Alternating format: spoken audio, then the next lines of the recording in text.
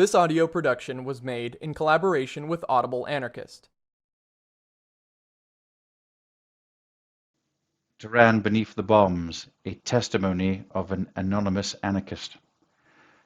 Reader's note: this account was recorded during the Israeli attacks on Iran last summer, 2025. Translator's note: from Tehran, an anarchist activist gives testimony of the Israeli attacks, the daily chaos, and the role that anarchists attempt to play between war, repression, and survival. A moving account that I translated with tears in my eyes. My condolences are with those on both sides who fight for peace and freedom, with the deserters, the only war heroes. A night of fire and confusion. Last night, 14th of June, while we slept, Israel attacked Iran. The attacks were directed at Tehran, but also at other cities. I heard bangs, I saw flashes, I thought it was a storm.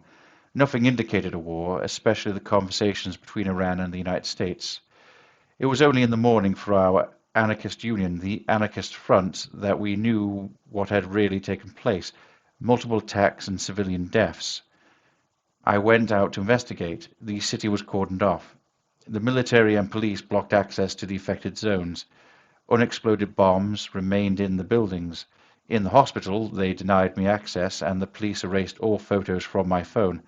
According to a journalist at the scene, at least 7 children died. Some cried, others, predictably, celebrated the death of regime figures. The day after, an inferno without warning. In the following hours, I saw apocalyptic scenes. Missiles spread across the sky. Fire fell over the highways. People fled Tehran, entire families, young workers and the elderly. People waited for help on the pavements, wounded, burnt, 2 dead before my eyes. No warning, no refuge, nothing. The giant screens transmitted the official version. The Islamic Republic had attacked Tel Aviv, and Israel promised reprisals. I have comrades there, anarchists, pacifists, and those who refuse to serve. We don't want this war. Population in survival mode. The air is contaminated. The nuclear installations have been attacked. People can food, stock up, flee from the large cities, and later return due to lack of alternatives. The roads are congested. The state media channels sing hymns and spread lies. The only trustworthy source is Telegram and the satellite channels. Demonstrations continue to be scarce. Too many police and too much fear. Yesterday, in front of the hospitals, families searched for their disappeared loved ones. People yelled, they cried, they resisted. Without refuge, without evacuation. Institutions remain open like usual. There are no safety instructions, sirens, nor reception centers. It's likely that chemical substances have leaked, but there are no established protocols. So people are deserting by their own choice. Stores close, students refuse to show up for exams, functionaries stay home. Only the emergency services continue operating.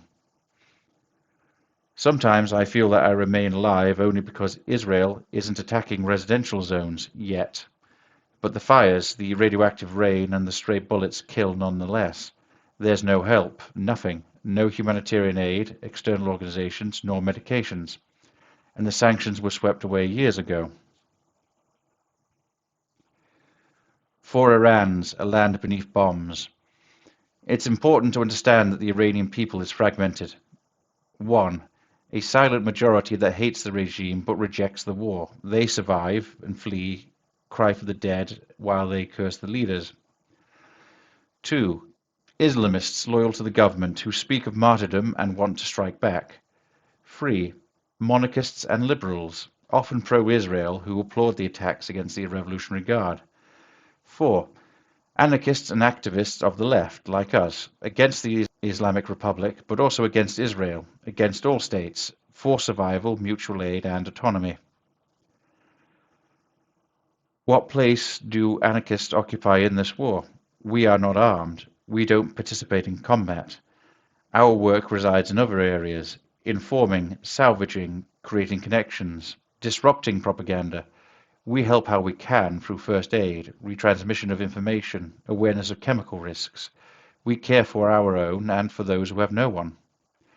We reject simplistic rhetoric. Neither all Israelis should die, nor Zionists are our saviors. We find ourselves between two fires, religious fundamentalism on one hand and Zionist militarism on the other. Our role is to be bridges, transmitters of ideas, to open up breaches in fatalism, to remain firm, even unarmed, even when we're afraid. Mourning for the movement against the war. I should admit it, I am sad, profoundly.